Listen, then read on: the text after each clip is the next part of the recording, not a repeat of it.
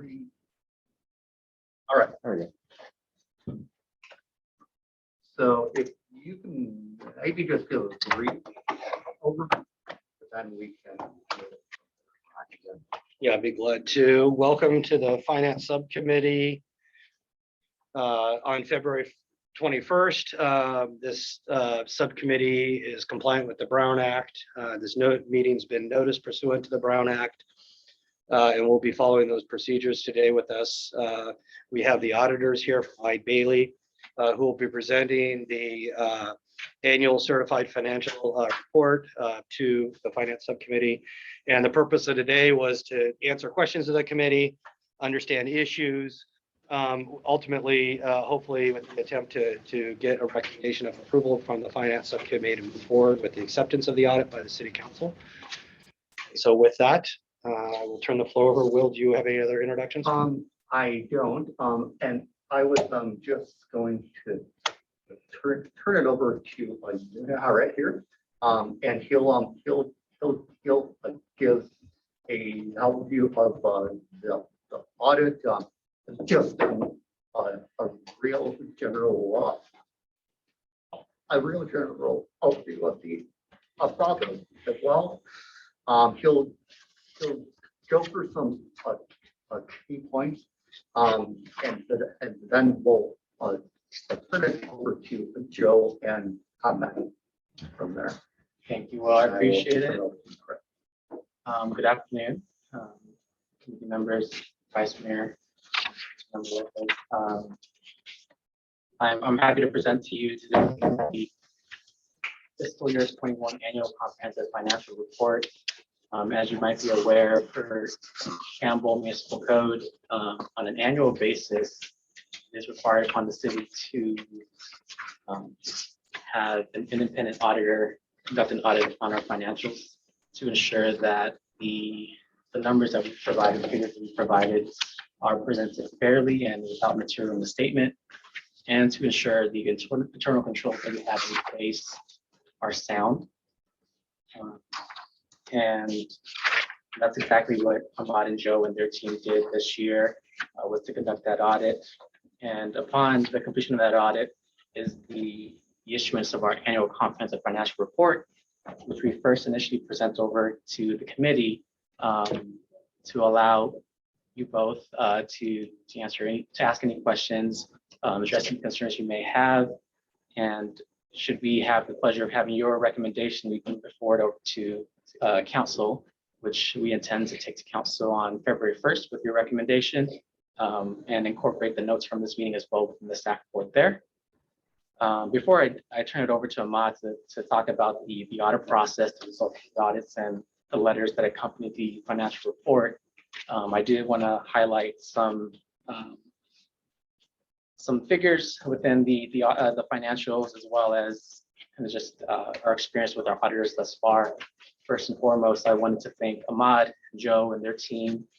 This is our second year with Bailey, second year during COVID as well. And it was a smooth process through and through. Joe and Ahmad were very communicative. We were able to get through the audit pretty smoothly, despite it not being in person. And so that's a testament to them and their organization and the team that they have there at Bailey. It's been a great second year so far. I did also want to highlight some figures from the general fund as well. As you may see in the annual comprehensive financial report, also known as the ACFR, our general fund balance did decrease from the prior year by $1.36 million. Breaking that down further, our revenues, our general fund revenues, which is primarily made of property tax and sales tax, about 60% of our general fund revenues is property tax and sales tax. Property tax increased year over year by $700,000. Sales tax increased year over year by $1 million, but still not the levels of pre-pandemic sales tax revenue. However, expenditures, on the other hand, expenditure on the other hand also decreased by $1.36 million, primarily due to the decrease in personnel costs. The results of those two changes is an overall decrease of the general fund balance of 1.36. I did want to highlight also a couple of the reserves that we have under general fund. The first one being the economic fluctuation fund, which is to be used during economic downturns. Per city administrative policy, that reserve is to be set at 16.67% of our operating expenditures. In fiscal year 20, that reserve was maintained at $9.4 million. Our operating expenditures decreased for the fiscal year 22 adopted budget, and as such, that reserve also aligned and decreased to $9 million. We did not utilize that reserve at all for fiscal year 2021. The emergency reserve is to be used for unexpected physical or fiscal emergencies. Similar to the economic fluctuation, we did not utilize that reserve in fiscal year 21. It currently remains at $2.6 million. However, our target is $5.7 million. And the reason why we have not met that target is because we did utilize a portion of that reserve in fiscal year 20. We're not able to build up that reserve just yet because we have ARPA funds and we have to be careful with the funds that we have there through ARPA. And so I did want to speak just briefly about ARPA as well. As you might know, the city was allocated about $10 million of ARPA funds that would be paid to the city in 2 equal payments of $5 million each. At the September 21st council meeting, council authorized staff to utilize up to $3.25 million to offset fiscal year 21 expenditures. Ultimately, staff utilized $2.21 million with a remaining $1.04 million to be returned to the ARPA fund. And so as a result, staff did not utilize the emergency or the economic fluctuation reserve at all in fiscal year 21. We were able to balance our budget with ARPA funds, as mentioned. And so at this point, before I turn it over to Ahmad, I'd be happy to answer any questions you might have. But as I mentioned, I will be turning it over to Ahmad to discuss just the audit process and results of the audits, as well as any letters that we have, financial reports. We certainly want to make sure if there's questions at committee, but with regard to the ARPA use, when we came to the council, we were estimating 2.9 million of need, and we asked for some contingency for 3.2, give us some flexibility. And now we're hearing 2.2 was used, so that's about $1 million under. Can you explain why, just in simple terms without getting too complex, why we thought it was 2.9, what the big difference was by it not going up, actually going down, how that happened? Is that something you'd like to Yeah, so Just give us some concept for why that is. So had we came to the council in September to discuss the end of the year ago, we were still at that time doing our different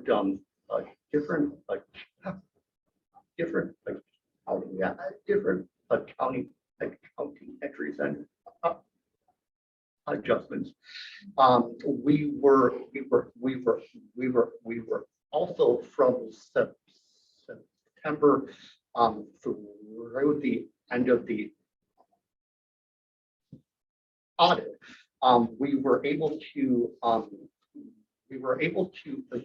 charge a certain expenses to a different general fund reserve account for exit the general plan update account, and then also, the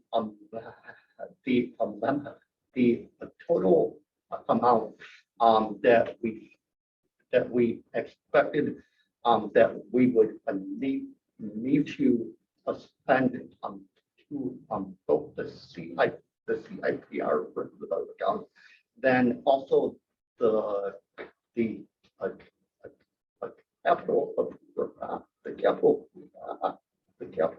projects fund was less than what we expected in September. So because of those things, hiring September, we felt that we would need to draw down on the ARPA fund by an amount up to 3.2 billion. It instead turned out once we went through all those different entries, and we did a full accounting of it all. That the amount that we would then need is 2.2.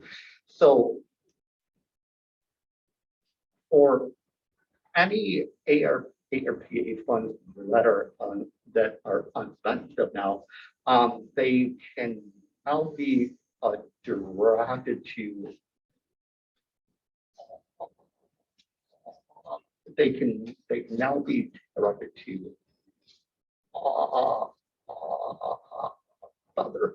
They can be directed to other purposes. So is it safe to say our expenditures didn't necessarily go down, but some of those expenditures that we would think would be general fund already had an allocated revenue source, such as the general plan. It wasn't that we're squirreling money away to try to hide it, but those expenses were legitimate general plan expenses, and we have a general plan reserve for those expenses, and we were properly allocating for them. So we need those as an example. Okay. Thank you.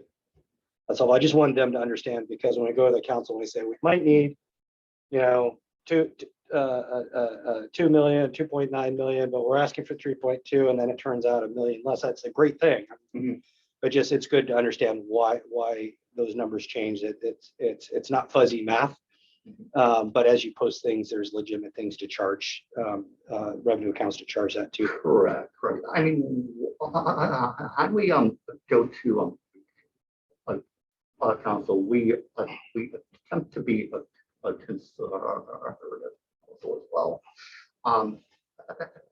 And so when we came to council in September, we attempted to assume that if every expense could be a charge off, and here's the amount that we may need to take run the ARPA fund. Yeah. So it's The expenditures were real. They were there. We just were sorting out what the right revenue source was to support those expenditures. And we thought it at that time had to come out of ARPA. And as we planned that out, it came out of some other accounts. Yeah. Appreciate it. That's helpful. Hopefully I was helpful for the community. So if I could have a follow-up question. Yeah, please. On the example that you used in the general plan funds, so then that decreases the general fund reserve balance? Correct. Okay. Yes. And that's why I point that out, because it's not like we spent less money, really spent that money, but we had other reserve accounts. So I think that was the point of that. Okay. Thank you. Other questions for the committee? I'm sorry, I just thought that was paramount to understand as a big discrepancy of numbers. So Yeah, I have a couple follow-up questions.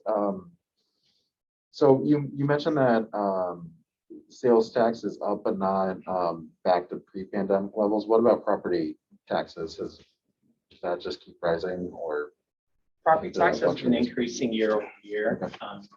It has And- Property tax never went negative. I think even in the COVID years, we were still That makes sense. Always 4%, I want to say, about that, yeah. maybe a little bit less, but now we're at 6% for this year.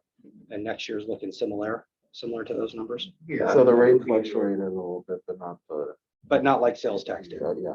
And the, and do you have a comparison for pre-pandemic levels and now approximately for sales tax? For sales tax, roughly from the top of my head, I believe we're about $300,000 below fiscal year 19 sales tax revenue, the last that I checked. But I can certainly get back to you with.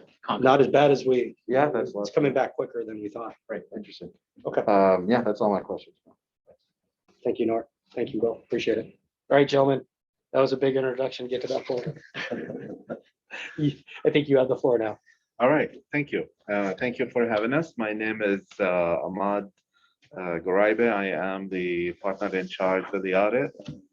I have Joe Escobar with me, who is the manager in charge of the audit.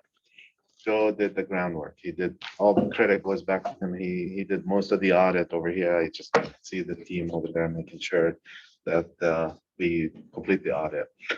And the way that we do the audit, we basically split it into 3 phases. It starts at the beginning of the year. This is the interim phase. This is a phase in which we take a look at internal controls. We take a look at the manner that you process receipts, the manner that you process disbursements, payroll, procurement, purchasing, human resources. We like to see reviews.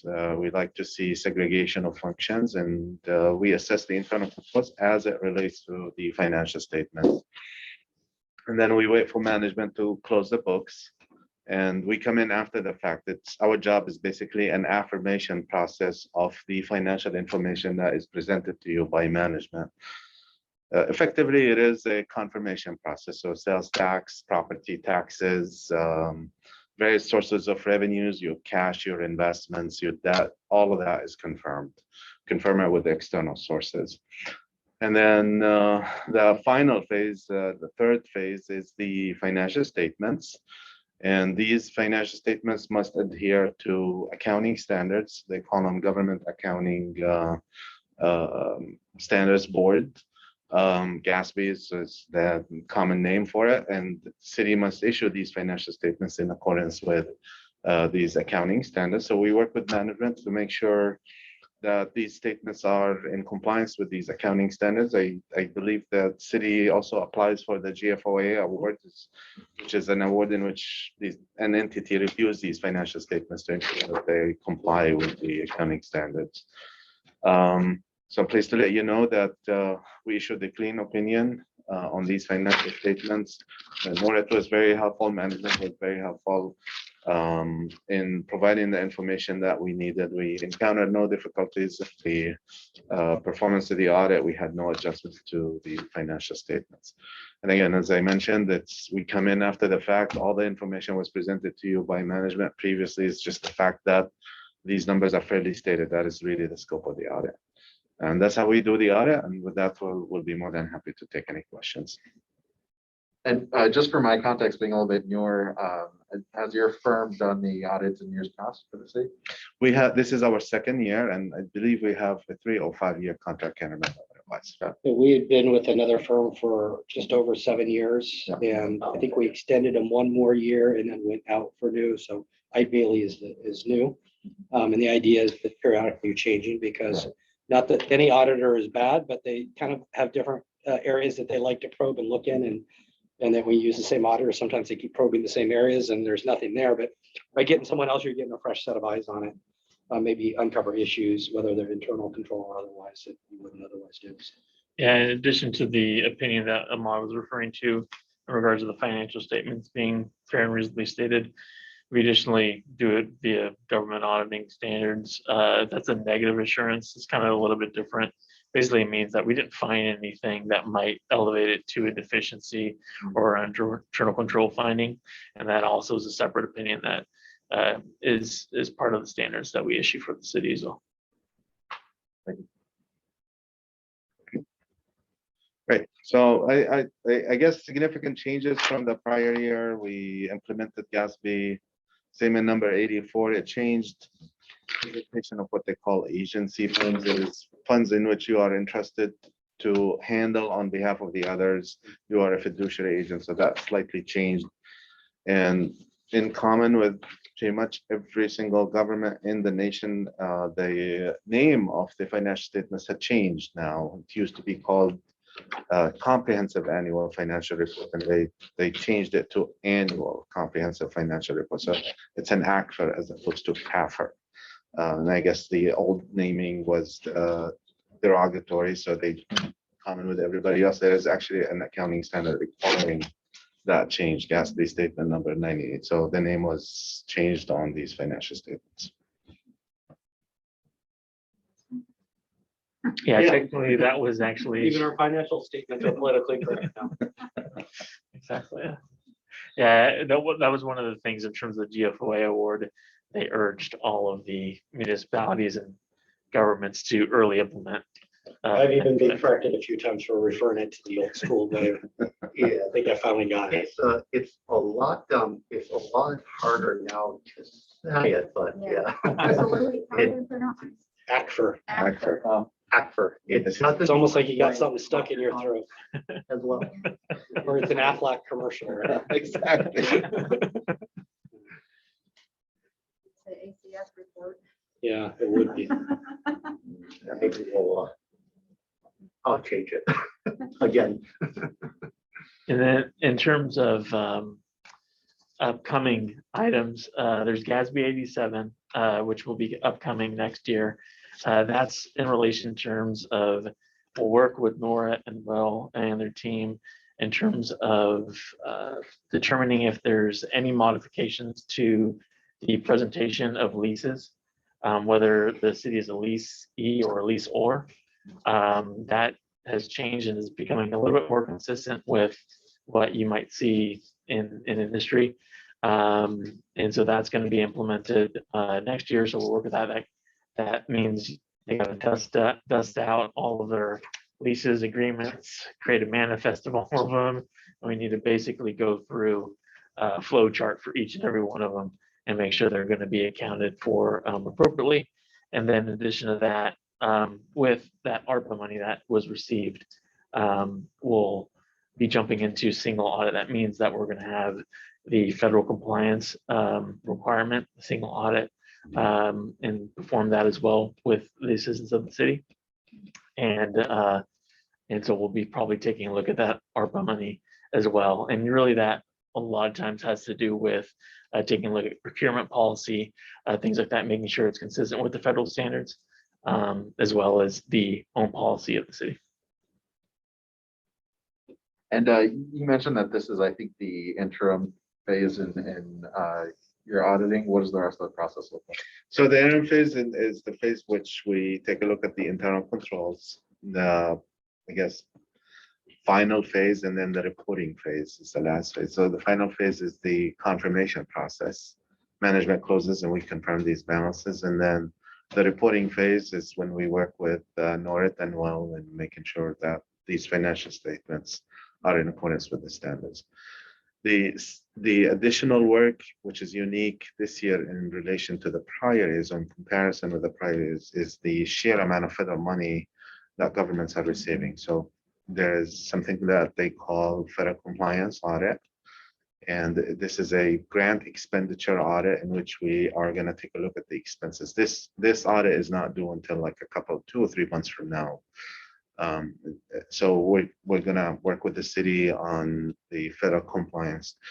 The thing that makes it unique is the federal rules are a little bit different than standard rules in terms of, just like Joe said, the procurement, how you maintain your documentation and all of that. So we'll work with Norit again on the federal compliance audit, and you should be seeing it sometime soon as well. Yeah, I think we just scheduled time for it today. So what happens if you identify something that isn't consistent with the regulations? Do you just bring that to management's attention and then it gets responded to, or is it corrected? It depends on the elevation of the finding. If there is something that's going to have a material impact, then it is written, communicated to you guys in a written fashion. There are, yeah, It's part of that. Yeah. An opinion saying that this issue, this financial statement didn't accurately reflect that. We still have to work to correct it, but it would be reported. Okay. yeah, and in that case, yeah, if that ever were to happen, then management's required to create responses and share a game plan. We don't audit that specific plan that they've set in place, but they will go ahead and provide that. And then I don't recall the name for the issue though, but there's some things that aren't material to the statements perhaps, but are either an internal control or just a suggestion or best practice. They don't rise to the level of creating any sort of great risk to the organization, but improvements. And we've seen those in past. At the end of the audit, there's notes and you should look at doing this or how you record this. Can you speak to that for this audit if there's any of those sort of suggestions? Right, so we are required to report to you whether we noted any significant deficiencies or material weaknesses is probably the term that you're looking for. And significant deficiencies are not so significant in a way that it will prevent an error in the financial statements or in compliance with respect to federal compliance. A material weakness is basically, non-compliance effectively. That's really what it is. Has a significant impact on, the award itself, if it's federal related, and if it's internal control related, it likely will not prevent, procedures that the city has will not prevent an error. Those are the typical reportable conditions that we report to governing boards. And since we finished the financial aspect of it, we had no significant deficiencies or material weaknesses with respect to the financial statements. The city does a great job in responding to our inquiries and in making sure that they do have those policies and procedures to ensure that's going on. I think the one that is a little unique is the federal compliance. Federal compliance has more unique requirements, and it does have the same two levels, which is significant deficiencies and material weaknesses, but as they relate to the federal compliance. And that's something that we will work with the city on, making sure that. When we speak federal compliance, we make sure we know what we're talking about. So when we get federal grants, there's a requirement that we audit according to their standards, not state standards. So speaking as a layperson, that's my understanding of it. So Yes. they were talking about kind of a heightened level of audit for those federal grants based on those federal Right, standards. and that will be reported to the feds as well. So these reports. And I asked the question because I think it's important to understand that over time, there's times in the city's past where we've gotten some suggestions, maybe not something that leads to a misleading statement, but like handling cash deposits was a statement a few years ago, and we've resolved that issue. So I point that out to the committee because even if it doesn't rise to the level where it's misrepresenting the books and the statements, we take those statements seriously, and our goal during the year is to work through those and fix those other little issues. And to see a gleaming report like this is a testament to you that you've identified, and testament to staff that we worked through the other issues in the past years. None of them are hugely significant, but I think the cash deposits was one. Yeah. I mean, I think there bonds and was stuff. one for a year or like Two ago. that there were certain cash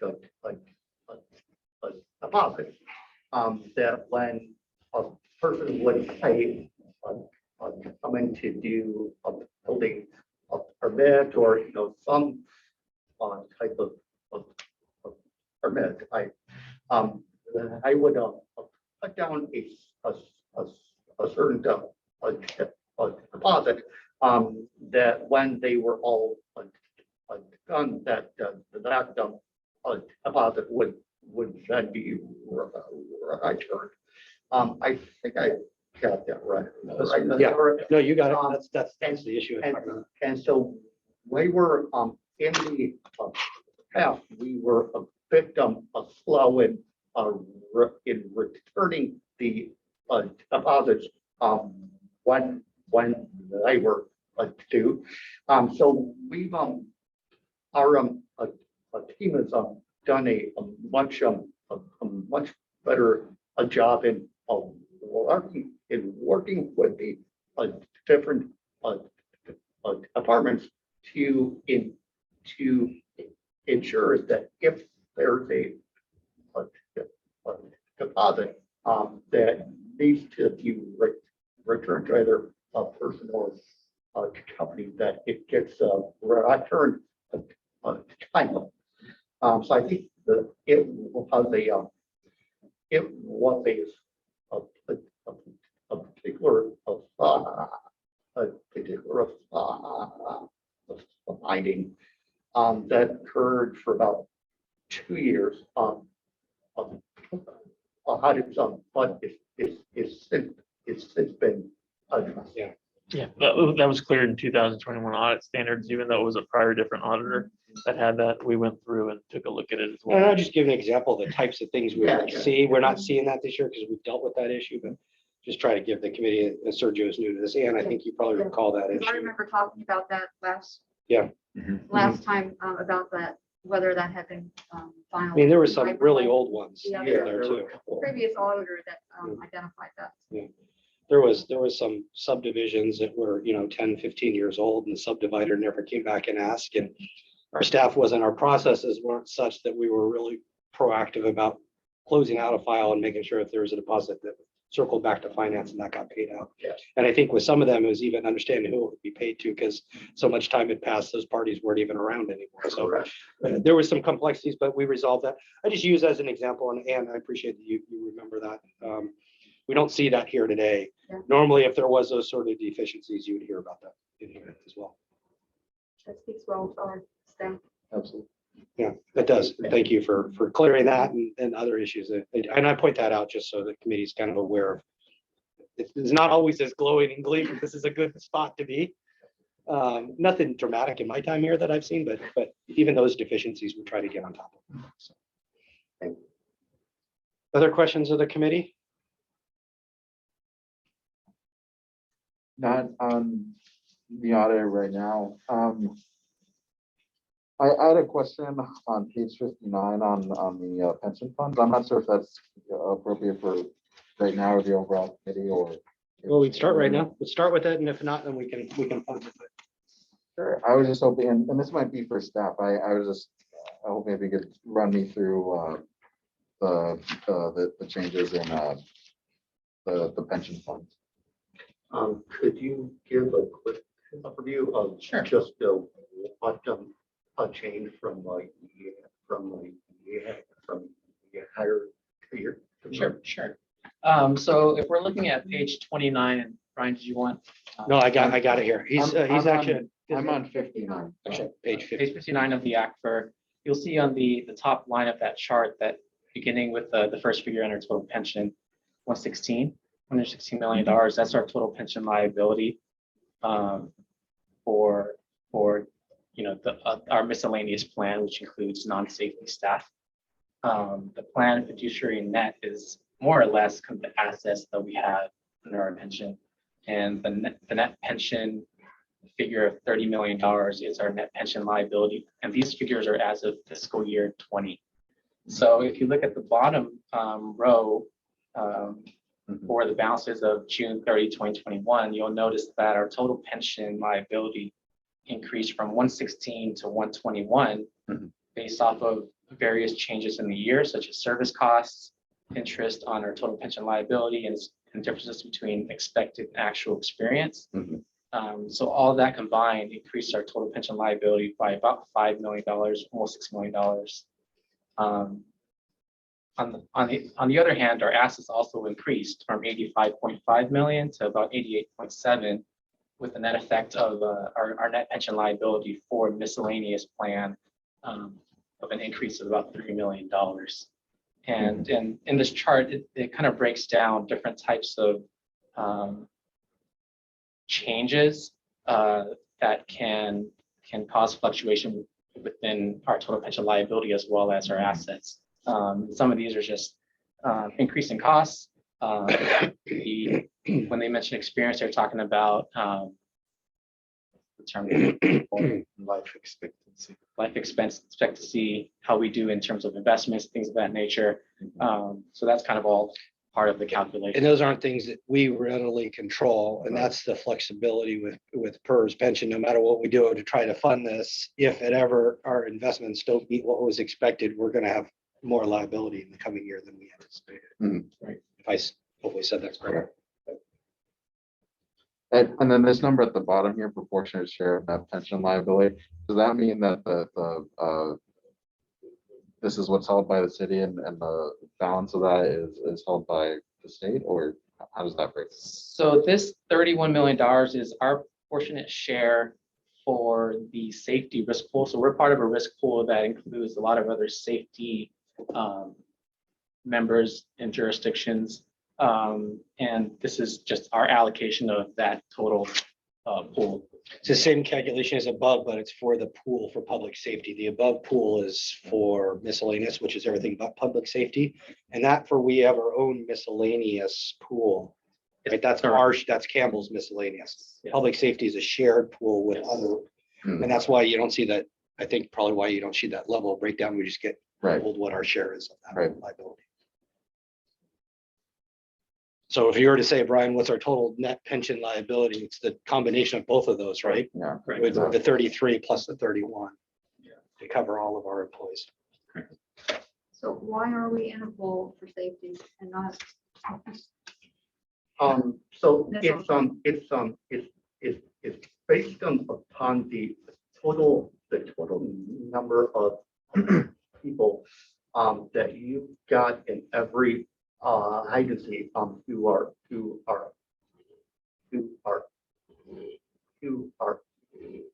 in the pension plan. So for any group that is under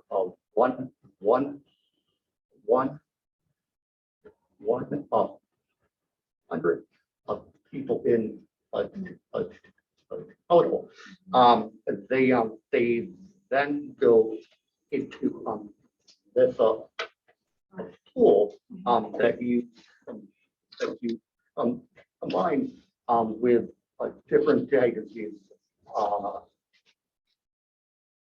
out there. So it only pertains to our public society of folks, because in total they are under 100 current people. Okay, but our non-public safety folks, there are greater than 100 people. Yeah. That's right. Sounds right. Go ahead if you have follow-up Well, I was just questions. gonna say, so in other words, we're lumped in with agencies that are similar in our size, not like out, for instance, Central Fire District that has a large. Correct. Yeah, they're all under 100 people. Yeah, so they're all around our size. And then the only other thing I'd note on here, and I don't want to get too far down this rabbit hole, but it just, with the total numbers, we have less than 100 in the public, in safety, that's 31 million, but we have 33 million for all of our miscellaneous employees. It's a much larger group. And those liabilities are about the same. And I know they're apples and oranges, so we can't really compare them.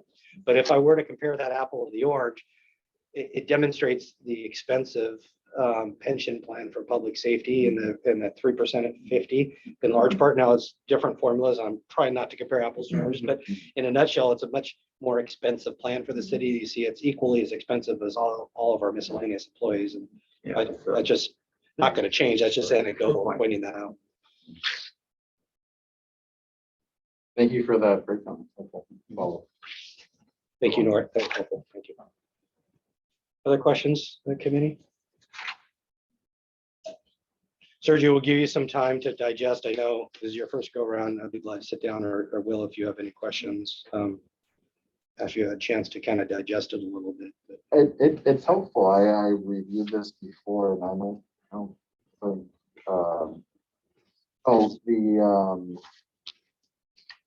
the discussion, just a quick thing. You said, is this going to come before the council in March or February? February 1st. First. This is March, just to note that. Oh, no, apologies. Not a major thing.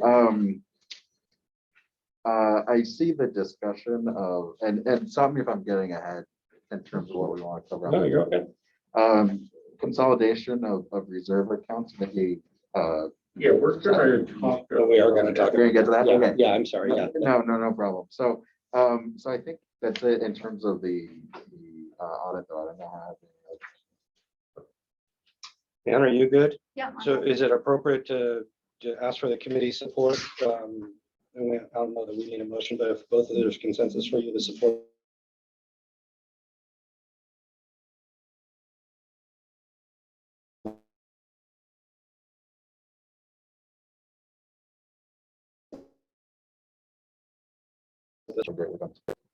Thanks to the city for helping us get it done on I time. appreciate it. It's good to see you in person. Hard to Yes. get people to want to come and meet in person these days, so we appreciate you. Yeah, we are doing more and more of these, so it's good to be back. Yeah, good. Thank you, gentlemen. Appreciate it. Good to be So here. much. We'll talk soon. Thank you. Thank you. You know how to get out here? Yeah. Okay. I might want to leave the agenda here. Some copy. All right. Thank you. Thank you. I just want to keep the two items straight. Yeah, no, I didn't realize you were going to ask about reserves. So that's the next on the agenda is talk about reserves. You know, in the past, the finance subcommittee has been pretty limited in its role in reviewing the act for the previous CAFR document. We're trying to find ways to just have early conversations, at least with subcommittees, if it's related and it makes sense on items that come before the council, just so it's just you're a sounding board to us. And your thoughts and ideas or concerns will help us couch our staff reports and how we represent this to the council. And as we talk about that, certainly Will may have his introduction, but what I will say is that we have several different reserve accounts. They're all set up for very good reasons. And in the council's mind at the time. But you get to a point, and we started seeing this when we were getting into COVID, of are we over reserved? Not to be aggressive, we want to be conservative and I think that's the idea. But we've created a lot of these accounts over time to try to protect our money, and that's a great thing because we have these reserves. But do they make sense now? And that was the conversation. They may make sense, and we may want to make some tweaks. We may want to combine some accounts. And the attempt isn't to free up money so we could spend more. That isn't. It's just to have an easier way to explain it. And we realized when we looked at the reserve accounts last year with the council that there was a lot of confusion of what's used what's the emergency reserve, and why is that? How is that different than economic fluctuation? How's that different than general fund reserve? And how is that different than?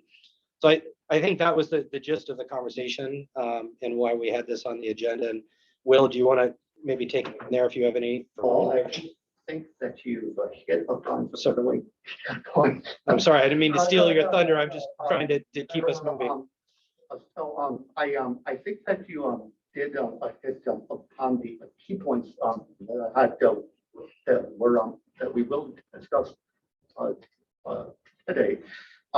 There are again a third accounts that are under the general fund. They are shown both they are shown both in the agenda and then they're also on page number 54 of the after and so it's again is really to open up the discussion. Are there any changes that we think could be done? Are there any potential new or other accounts that we may want to do? And so the thing that we were going to do up front is just to give a real high level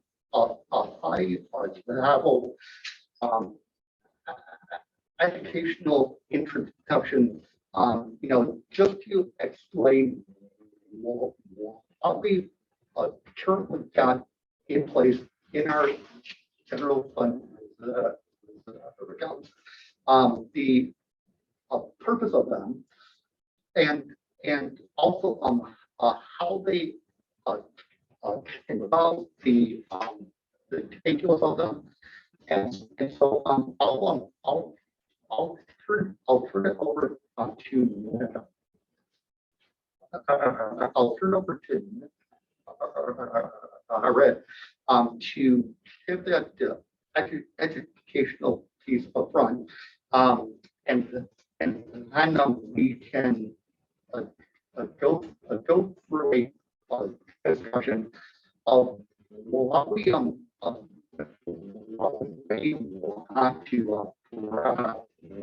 want to present or not to the full council, on March the 1st. So I will turn it over. Thank you. Thank you. So this afternoon, we're looking mainly at the general fund reserves. So if you're on page 54, the ACFR is going to be the first column that you see before you. In total, there are 17 reserve accounts for the general fund. And actually, just a second, Nort, I'm looking at attachment 4, which looks like the Yeah. excerpt of that same page, right? Yes. So if you're on attachment 4, that should be the same page. Thank you, Brian. Thank you. So there are 17 reserves within the general fund. I kind of go over about half of them, but I'd be happy to go over any others that I don't tackle in shortly. The first one that I wanted to speak to is the general plan update reserve. For fiscal year 21, we ended with a balance of $250,000 roughly. This reserve is utilized for all costs related towards general plan type projects and maintenance. It's typically built up from the general plan maintenance fees that we charge through building and permitting. And it's spent down as we incur general plan expenses. So it kind of referenced back to what Brian was talking about when we were talking about the ARPA funds and what we were requesting. What we did at year end is determine what our general plan expenditures were at year end and apply that towards this reserve to bring it down a tad bit. And so that's what the general plan update reserve is for and how it's utilized. The next one that I wanted to speak to, and feel free to jump in anytime if you have any questions about these as I speak to them, is the capital improvement reserve, which is also known as CIPR. And this reserve is to utilize or to cover and fund capital improvement projects. It's council's policy to maintain or target a balance of $5 million with an annual funding target of about 1.5 million. Currently, it sits at 1.6 million, so well below our target. But part of council's policy is that any unappropriated general fund surpluses are to be placed into the CIPR. It just so happens in the last couple of years we haven't had any surpluses, but that's how that reserve is built up over time. And as we go through the budget process, we do utilize some of this reserve to fund CIP projects. So if we ended the fiscal year with a surplus of 6 million, for instance, this 1.6 would go to 5 million out of that excess, and then the rest of it would go into other reserves. We take the first portion to fund this up to our target of 5 million. Just understanding that. Except if our general reserve was lower than the minimum, wouldn't we then prioritize that money from the leftover first into the general fund and then for the reserve and then add it into the CIPR? We could, and so it's also a thing that is been a bit unclear about the actually the reserve account. Are we supposed to fill first? And so one one thing that we may want to adjust is, to change our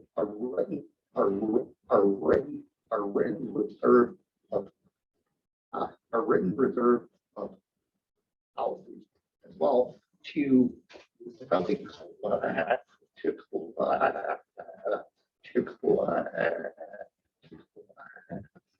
early stage, which one, which one do you feel first, a second, a third? Because right now it's a bit unclear.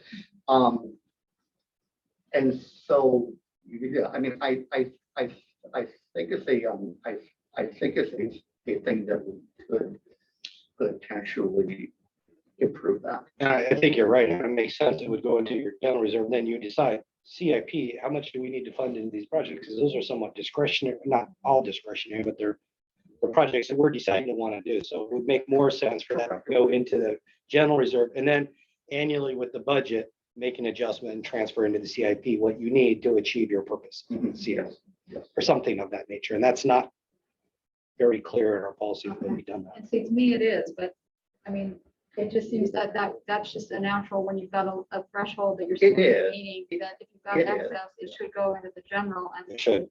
That would make more sense. spread to the others. To me, because maintaining the CIPR at what's 5 million is to me not as critical as being able to survive as a city and function as a city should a natural disaster happen or whatever. Yeah, and I think we're trying to keep this clean in the past with the limited term positions that were all put into CIPR and some of those in the last year. I think some of that was trying to fund some of those positions and push money that way. And when Will and I got here, we kind of cleaned that up and said, no more staffing in CIPR. It's really an operating, even if it's short term, let's not describe that as a CIP. So we kind of took money out of the left pocket, put in the right pocket. We're putting more money in the left pocket to try to cover some of these staffing expenses. And it gets convoluted. Yeah, well, I think would be great. I think that's a great question raised, and what would be great would be maybe to have your recommendations and just clarify that policy, maybe good for council discussion. I have if I had to guess, I think a lot of us would probably agree with with your assumption of what the policy would be. It'd be great to have that sense, or I agree. So I mean, when we return to the full council, we'll take what we heard today. We'll also come up with some detailed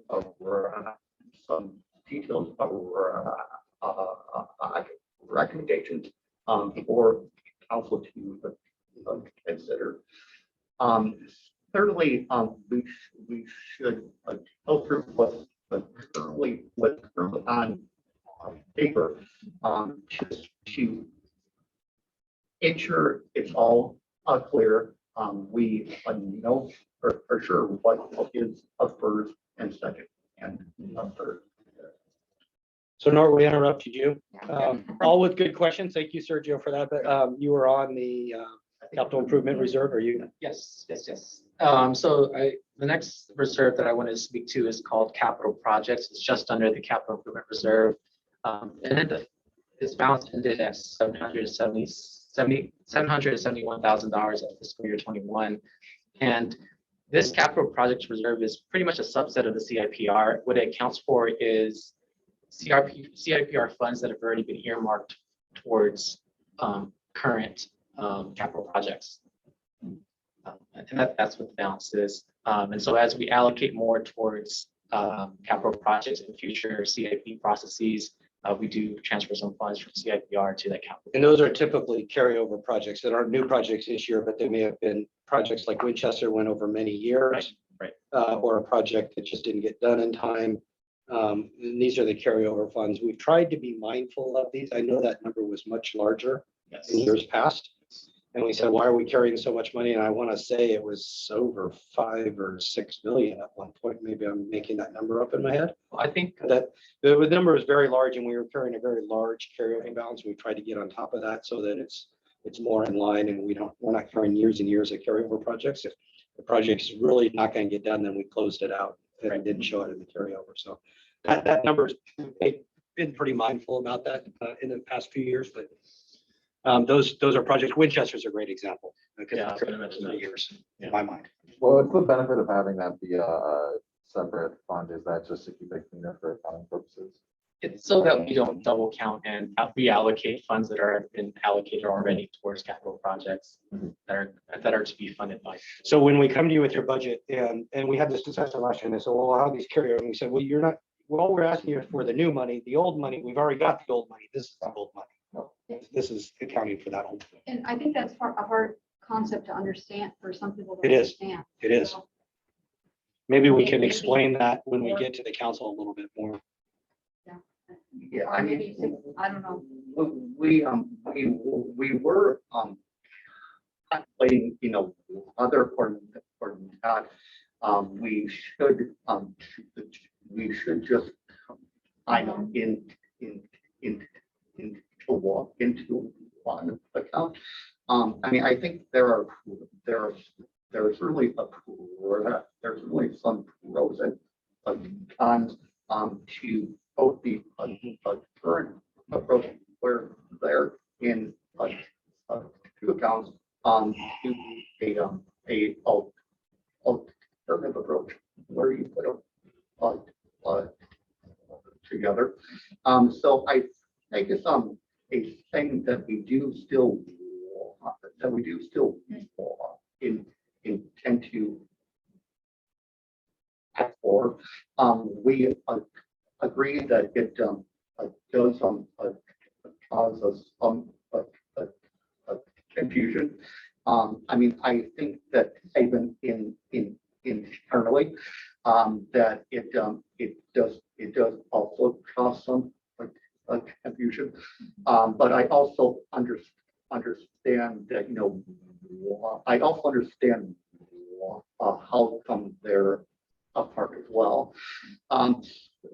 So how long we'll attempt to, determine what is the best ways of there. So that how do we come to a council, we also are able to suggest some ideas there as well. But we're also certainly open to any input there as well. I think the vice mayor is correct. It's just every year we present these carriers. We're trying to present differently each year. We're kind of tweaking that CIP presentation to help understand. We're honing in on it a little bit, but this is confusing because this is money from prior year's budget that is still a liability because the project's ongoing, but yet that fiscal year closed. So we're just really reserving money out of prior year's budget, but it's not understood. And to further complicate it, when you have a carryover project, it may be that the council member wasn't involved when that project was approved, and now they're here and they don't like that project, they don't want it to finish. That's a separate issue than this, but this. I don't know what happened there. And you could rename it or something like capital projects committed or Yeah, maybe just even a clearer title to it. a clearer title. Yeah, I mean, I think that's also one thing that we could do too, is just adjust that title. Okay. Next. Yeah, and so that, Vice Mayor, we have another reserve called capital projects that I was going to speak to next, but that probably would benefit from a change in title, which is which we're ended with the balance of $530,000 roughly, and that's for construction tax. We receive construction tax revenue and at times utilize those funds towards capital projects as well. That's what that balance is. So we probably want to have two different titles for that because they mean two different things, and that's going to cause more confusion. Yes. Because that's construction tax funded capital projects, not carryover capital projects like we're showing above. Right. So making that distinguishment clear. All right. Okay. The next reserve that I wanted to speak to is the PERS account. We have a balance of $2.25 million, and this is set aside to pay down at council's direction, either the PERS unfunded liability or ongoing pension costs. It can be increased, utilized, decreased per council direction, and it was funds were last placed into that reserve in fiscal year 2018. But I don't recall. I don't believe there's a set council policy on how to utilize those funds. And No, one of the ways though, in addition to pay down, was balancing, looking at these spikes that we get in CalPERS over time. And we've, in the more recent times, we've tried to use this fund more just to stabilize that line. So if there's going to be a big drop because they've changed their investment return rate or something, perhaps we'd use returns so that our contribution in our budget isn't, going up and down, that we kind of manage that. Yeah, I mean, I think it's, I mean, I think that could be, it could be one of the potential approach. The totals the estate of savings since I was about 18. And so, I mean, it could be a thing that we tap into to keep to keep our costs of let's say each. You could call it similar to like a rate stabilization fund. Use it to just kind of keep our rates predictable so that we don't say, oh my gosh, we didn't predict a 19% increase in PERS. Maybe we use the reserves to help balance that year, because the next year will be much better instead of spiking our expenditures, just managing our expenditures a little bit. So, right, next. Okay, the next one is the Oped, which is other post-employment benefit reserve. This amount is changed or updated annually per our Oped actuarial report that is conducted by an independent actuary that we receive every year. And could you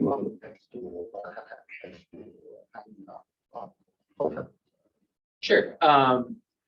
Other post-employment benefits are additional medical benefits or even dental benefits that we provide to retirees who are eligible.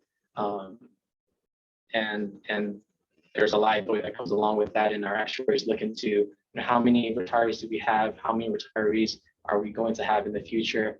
Very similar to how PERS is calculated, but specifically for medical and dental benefits towards our retirees. And just so you know, Sergio Ann obviously knows this because of her experience here with OPEB's healthcare, retiree healthcare. For many years, if you work in the city of Campbell for, I think it's 17 years or more, the city would pay up to $350 medical reimbursement for retirees. About 3 years ago, we negotiated that out of labor. So new employees won't qualify for that, but there will still be a pool of employees that are here today that may eventually hit that 17-year window. So you won't see this number necessarily precipitously drop. It may go up, it may go down, but over time it's going to drop off, because over time new employees won't qualify for that benefit. So this is one that we've probably got tighter controls on. So. People pass on as well, so. Yeah. That point too. That point too. You stop making those payments eventually. Good point. That's true. The next reserve that I wanted to speak to is the city council reserve. It had a balance of $362,000 that didn't change either from the prior year. Historically, from what I've seen, this reserve was used to pay for things such as volunteer recognition gifts, board and commissioner appreciation gifts, and typically it's required that staff go before council to utilize any of the reserves, at your discretion. But the balances has not been utilized in the last couple of years. There's no set policy that we have. I think they used some of this reserve originally for some of the Measure studies originally when we first started, some of the technical studies.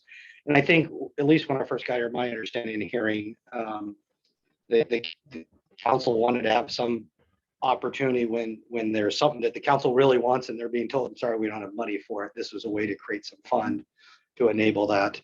I think it stemmed out of a push from allocating certain budget allocations to each council member so that they could approve requests from their constituents with budget requests into a council reserve. And this probably makes more sense, but it hasn't been used in the last couple of years.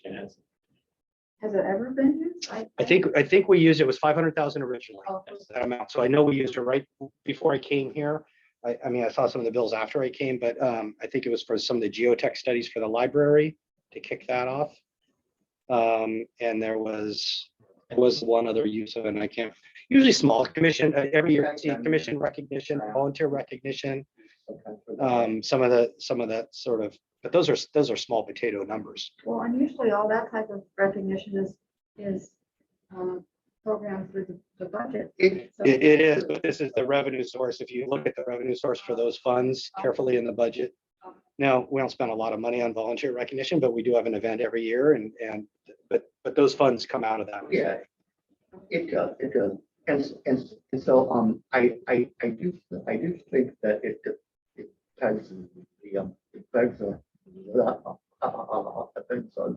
question though.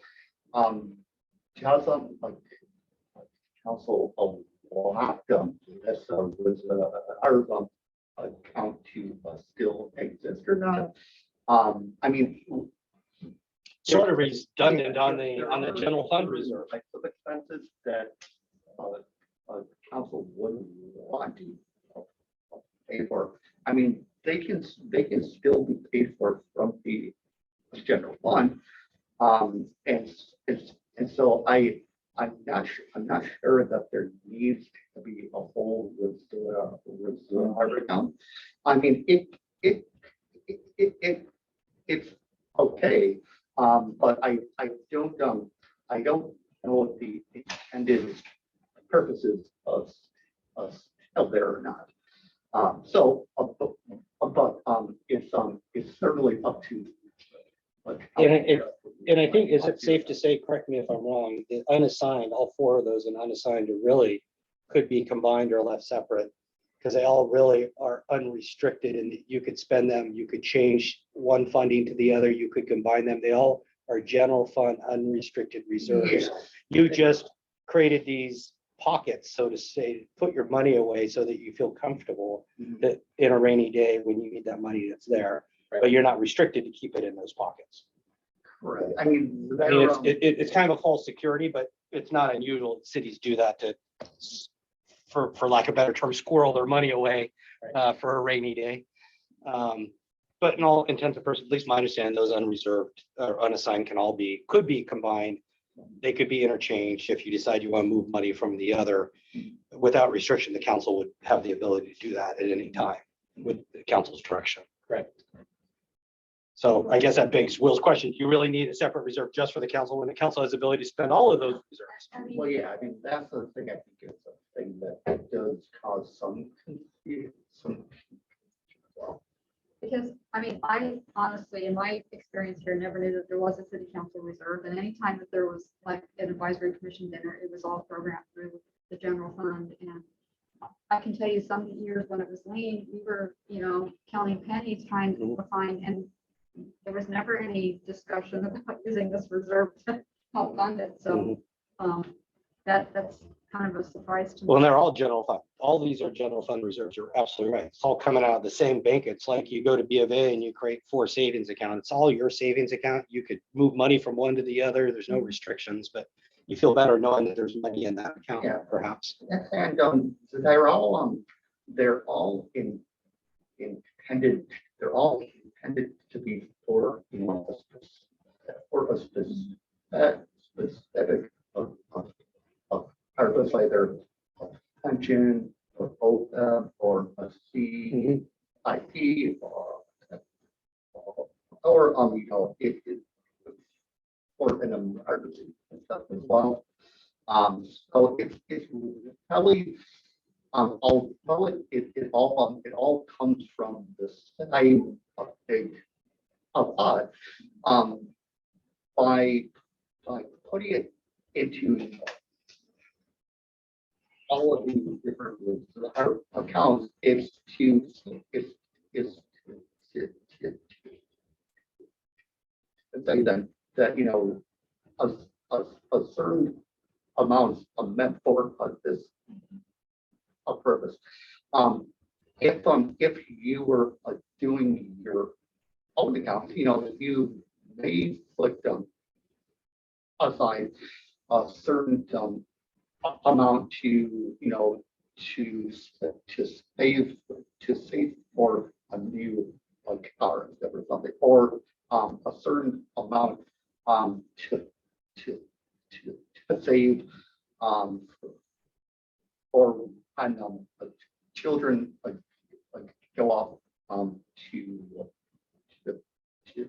schools or something like that. So it's just a way to really state, you know, what are the clear intended purposes of the whole pot. Yeah, and I think when it's in an unallocated fund, you just have a big reserve. It's really easy for everyone to make claims on that. Yeah. You have labor saying, well, Well, yes, huge that- unallocated reserve. So we want raises. And this is a way to say, well, we really anticipate, you know, $1 million to go to this, and we anticipate in the future $2 million to go to this. It's a way to sort of try to protect that. But it's kind of a paper tiger because it's all discretionary with the council, but it's kind of the best tool we have to do that. Go ahead, sir. Well, I could, you know, I could go either way. I think on the one hand, could be a good example of one that could probably be consolidated elsewhere. But on the other hand, I also think that, you know, to your point, Vice Mayor, I think, you know, if I hadn't been on the subcommittee, I would have never heard about the reserve. So I could see it, you know, with a policy and with, you know, maybe it's in the onboarding packet, you know, whatever that we get as council members. I could see there being a community benefit to that. You know, say Key Club needs you know, some support or some you know, that kind of thing. I know, or I know there's other ways I've seen in the past, you know, small grants go to different, and I'm not sure because it was before my time on the council, go to different community nonprofits for, you know, domestic violence to issues like that. So I could see with a clear policy and communication that's serving its intended purpose. Clearly, it hasn't for some time, other than maybe, you know, even if we didn't realize it, some of those volunteer gets, that kind of thing. So I can see that being a positive too. It's not a whole lot of money and may do some good. So I could ultimately go either way, but maybe if it comes before the council to have some kind of proposed policy, you know, that we can look at, I think that would be helpful for me to consider. And I feel that the economic fluctuations and the emergency reserve should be separate. I feel like they are, they serve different purposes and really should be tracked separately. And I think the policy that we have is serve the city well. So I would like to see those continue as separate. Yeah, I think it probably could make some distinguishing. Is there any issues with the funding levels that we have or the targets there that we need to be looking at, Will, or So I mean, Nora?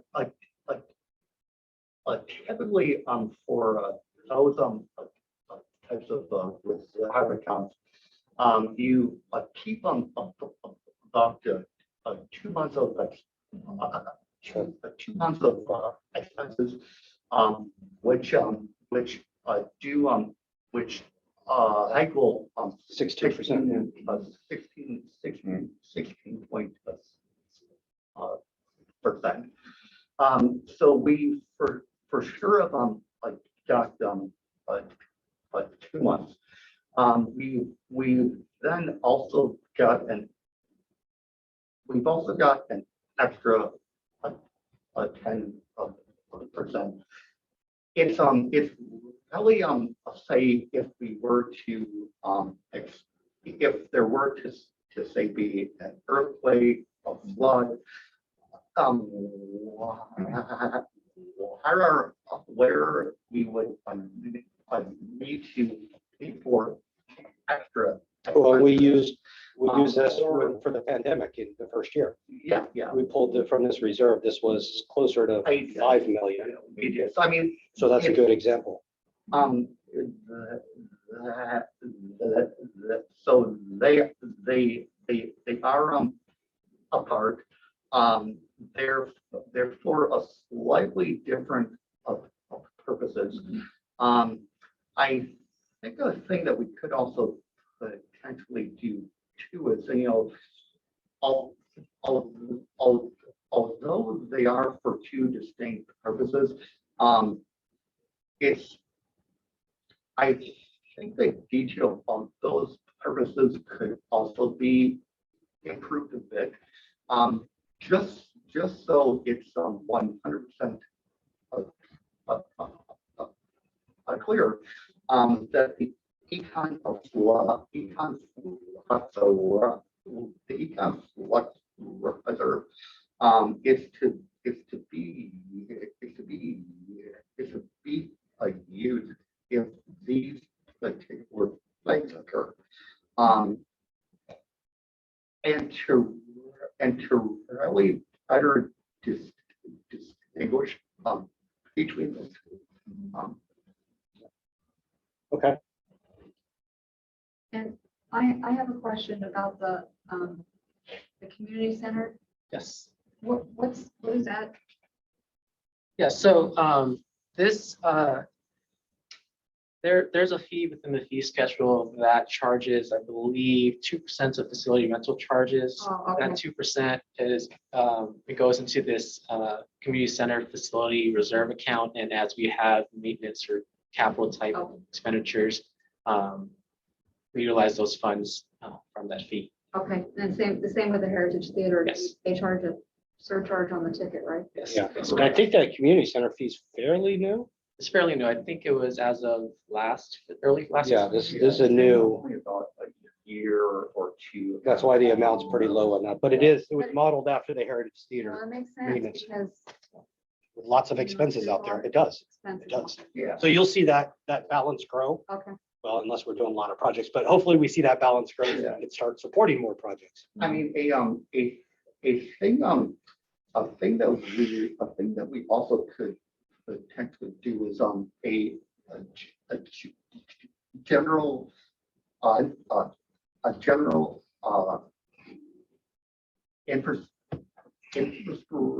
infrastructure account that would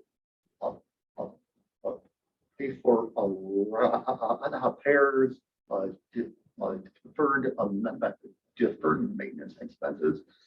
It also could potentially pay for a construction of whatever buildings that we own in anywhere. And either here,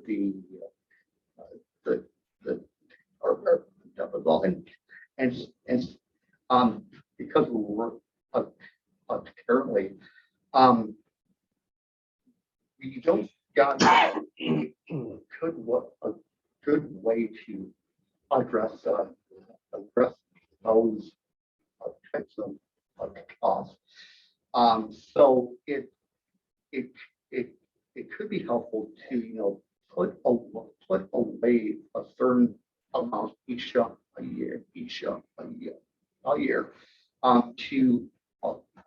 to help pay for those types of expenses and stuff as well down the road. and so a follow-up question on that. I know that we don't typically have a lot of turnover at the community center for space. But when we do we charge a tenant improvement fee? Let's say a tenant wants certain things done. Do we- No, I mean, they're on the hook for certain improvements. We'll do the paint, the carpet, the basics, but the other more expensive improvements, it's on the tenant. Okay. We will go and clean it up, put new paint, new Okay. carpet, new tile, but that's on us as a landlord. But then Okay. the big tenant improvements, moving walls, installing equipment, They Yeah. pay for it? they pay for. Yeah, I fell on them after that. All right, well, we're coming up on the end of the hour here. Did you, I mean, I think that I mean, I think that those were the key things that we were hoping to go through. But we will certainly address any additional questions. The intention of today's discussion was really to begin the discussion at first.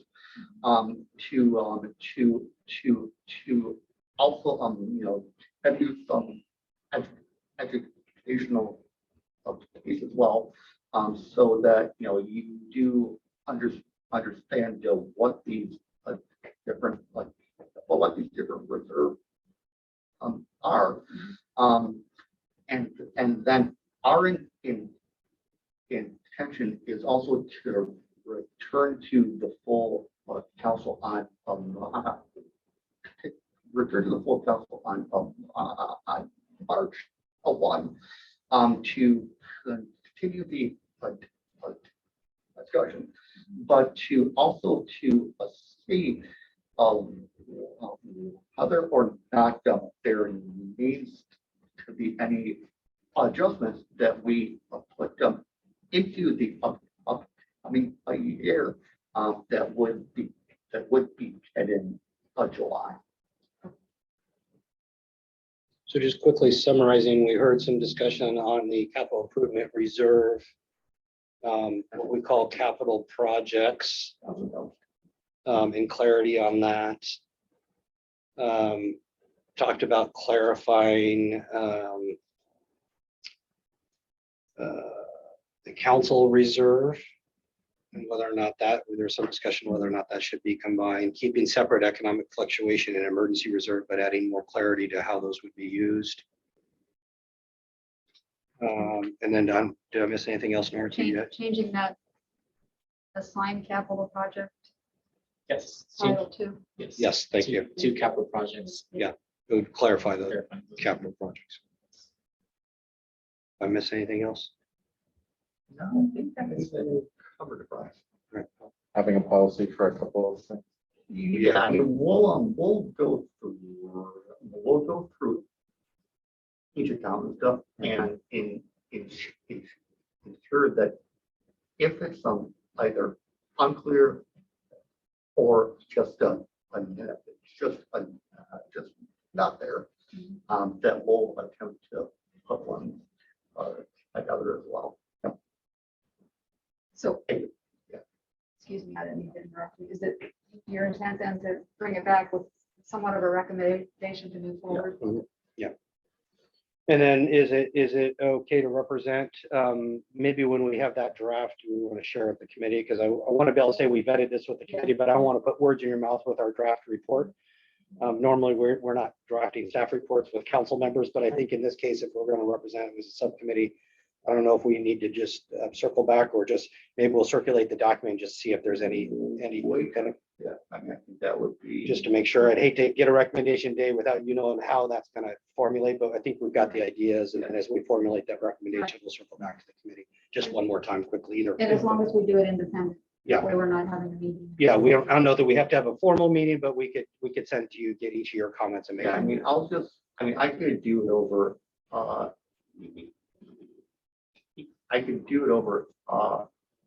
email. Yeah. And, I'll ECC you on that. Okay, and then you said March 1st is coming back to the council. so- Yeah, I mean, Okay. Sorry, February These or are- March? March. yeah, March It is 1st. March 1st. There's two different. Yeah, things there's- coming.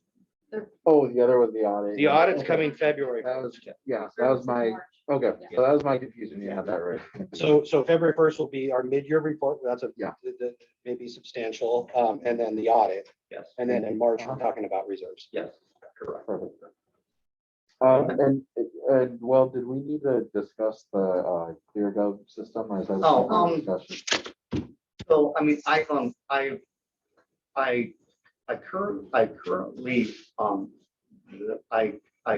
put in a account for. Yeah. For, how to, it's to really, to go through and, approve, Hmm.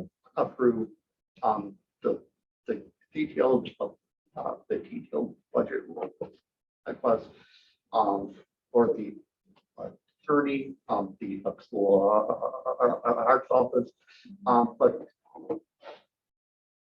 also the council, put some, together budget also as well.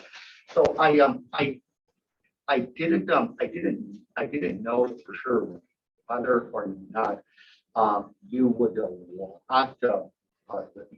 want, those particular budgets to first. The way that we kind of, the way that we've done those in the houses, they've went to Brian. I mean, we can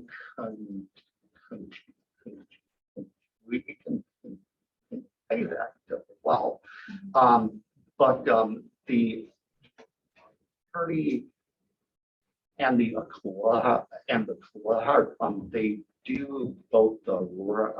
they do both report to you, but council as well. So that, so I mean, what? Or we could review them with you and I could still be the Yeah. admin in the system to actually do the approval in the system. And I reviewed them with That's you. also okay as well. So I don't want to create work for you guys and have to log on to a system and do it if that's not convenient, but we just want to make sure there's some checks and balances and some opportunity for engagement with the subcommittee on those issues. I would just be concerned that it would be coming to the subcommittee without the benefit of the council, and we're somewhat approving something and then it goes to council. It's like they weren't involved in it. So Well, I mean, and- it's a change from how we've done Yeah. budgeting is what It was just an idea to throw by you. I honestly don't have any problem with the way it's been done. We're just trying to find ways to have meaningful engagement with the committee. Oh, So, no, I appreciate the idea. I think your suggestion may be a good kind of interim to have that discussion. I'd also be concerned about creating a bottleneck in the process if it's actual approval versus just kind of review. That'd be a little bit different. And I could just see that the subcommittee reviews it and says, okay, and then it comes to council, it's like, wait a minute, why, how did that get approved, or I think it should be this, or. Yeah. Nobody consulted me, so. yeah. I just would like to avoid that. Yeah, it's like the other issue. It can be more political in that Yeah, sense. So, yeah. so I'll stay as a reviewer if that's Okay. okay at the commission. And then we'll just make sure that when we're doing that, that I engage you and we can just run some ideas by informally, make sure we're on the same page, or if there's issues that I've addressed them. Or on the other hand, if you want us to try it out for a year, there's also that option, so. Yeah, whatever. I mean, it's the first a time that it's the first time that it's being put in a place. So let's go as the current way a bit. And we'll see how it works. And then when we do the budget again, I think it would then be good to review again. Yeah. Assess it again. I I appreciate it. appreciate the ideas. Yeah, and yeah, me suggestions. too. As I said, when I got the email, I thought, Yeah. was that meant to be an error? Okay, thank you, committee. Appreciate your time. It was a doozy today. Thank you for the loan of the book. Yeah, you want to go ahead and hold on? Do you want to hold on to it? You're welcome I to. think they got a couple Okay, all more. right. Oh, I think those are stabs. Thank you.